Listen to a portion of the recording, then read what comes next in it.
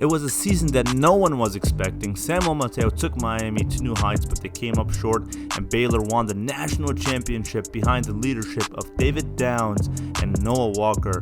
But the question is, what's next? Well, the head coach, Brian Harsin, took a new job at South Carolina as their head coach. Now there's a vacancy. Well, one might ask, does Noah Walker deserve the head coaching job?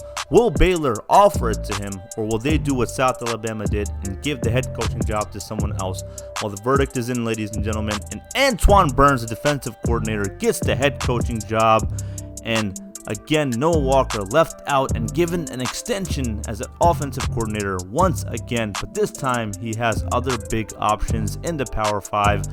Like rivals TCU in the Big 12, out in the West, Arizona State, the Sun Devils, and an SEC team, Missouri.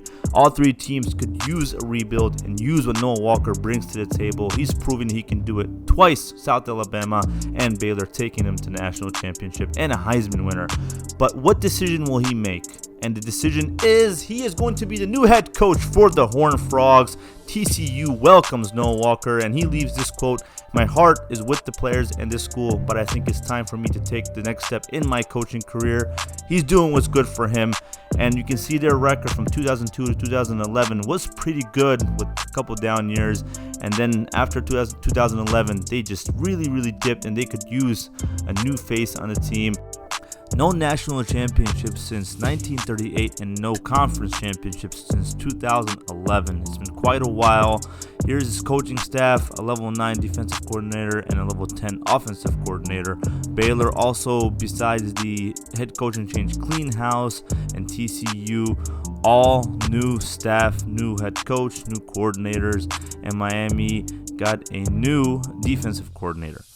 And here are the draft results for Miami. Bo Sandling going in the first, Deion Bush going in the second, and then they had 4 players going in the 4th and the 5th rounds.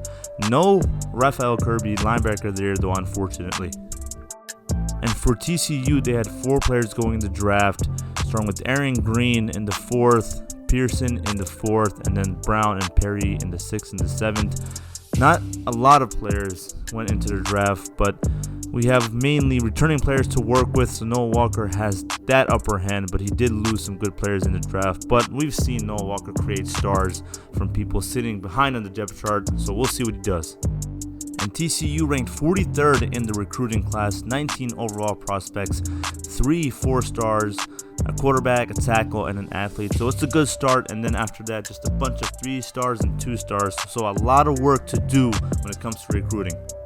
And for Miami, they ranked 5th overall. Number 1 is Notre Dame, and Miami has 1 5-star, an athlete, and then a whole bunch of 4 stars and 3 stars, a tackle, a center, defensive tackle, running backs, a lot of weapons to provide for Samuel Mateo and that defense, who got that new defensive coordinator. So hopefully it's an improvement.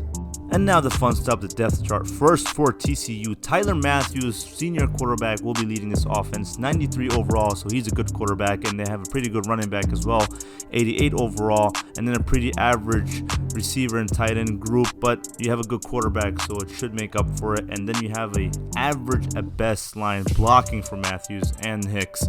So there's a lot of work to do in that department, but we know Noah Walker can get creative. He needs the run game to work. And then for defense, they have a good defensive tackle in Lawson, who is the anchor for that line. And then Miller and Noteboom will be backing him up. And then the outside linebackers, again, average at best. Walker will be running a 3-4 defense. And the middle linebackers, it could be troublesome, and the cornerback position also not that great. Again with free safety, but we have a good, strong safety in Kindred. For Miami, junior quarterback Samuel Mateo, 98 overall, can play at an elite level. Gus Edwards, 92, and Thomas at 86. Good set of running backs, great set of wide receivers. They are fast. And then Dober at tight end, we know he can play. And then the left side of the line is a concern, but the right side of the line is pretty solid. They will be working towards their strength, and they can develop that line on the left side as they go along. And for the defense, that's a pretty good defense. Their weakest link is at left end, and Johnson, 81 overall. But when you look after that, 89, 93, 94, and 90, I mean, that's going to be tough to get through. And then a great set of cornerbacks. I mean, these guys have speed and great awareness. Linebacker Connor will be holding it down in the middle, and then the free safety and the strong safety position, pretty solid. USC sits atop the poll at number 1, followed by Miami. Number 10 is Alabama, and then number 11 is Baylor. And when you look at their overall ranking, it's going to be tough to bring them down, and then TCU all the way down at 58. The early favorite to win the Heisman is Baylor's Shock Linwood. In his first year, he won the Heisman, but with the coaching changes, let's see what they do with him and if he can win the Heisman 2 years straight. And now looking at Miami's schedule, their season opener is against hated Florida, ranked 23rd, and then another ranked matchup against Indiana, ranked 24th. ACC opener against Wake Forest, a historic rival in Notre Dame, and then the ACC all after that. The only ranked opponent in the ACC they have right now is Georgia Tech, but I'm sure all that will change as the season progresses. Walker's TCU schedule has 4 ranked opponents, but they start off against the SEC, and we know he has a good record against the SEC. Kentucky and then Arkansas, ranked Clemson, rival against SMU, and then he takes on his former South Alabama head coach at Kansas State, and then they have Texas, Oklahoma, and Baylor ranked. Baylor's going to be a big game, and it's the season finale, so keep your eye on that one. So that's going to wrap it up for the preseason review, and we have a great season 4 ahead of us. Coach Walker gets his first head coaching job. Samuel Mateo ranked 2nd with Miami, ready to get back to the national championship and get that ring. But the big question is, can Coach Walker have the success he's had at South Alabama and Baylor and take TCU to the next level? Stay tuned, guys.